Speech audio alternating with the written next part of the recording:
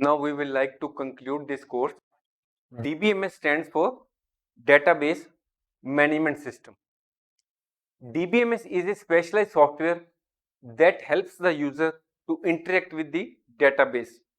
Database management system performs many functions such as data manipulation, data storage and organization, data sharing and collaboration, and performance optimization. Database management system is used by organizations to manage and assess their data. DBMS usually stores data on storage devices such as HDD and SSD. Database server is a specialized server. It acts as a centralized repository where various types of data can be stored.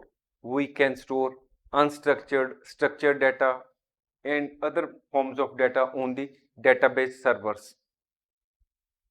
Database servers come in various forms such as cloud-based servers, centralized servers, distributed database servers, and operational database servers. Each type of database server has its own qualities, which is tailored to specific needs, and they provide diverse benefits to the user for efficient data management and accessibility. Thanks for watching. If you like our course, please spare some time to give a star rating to our course.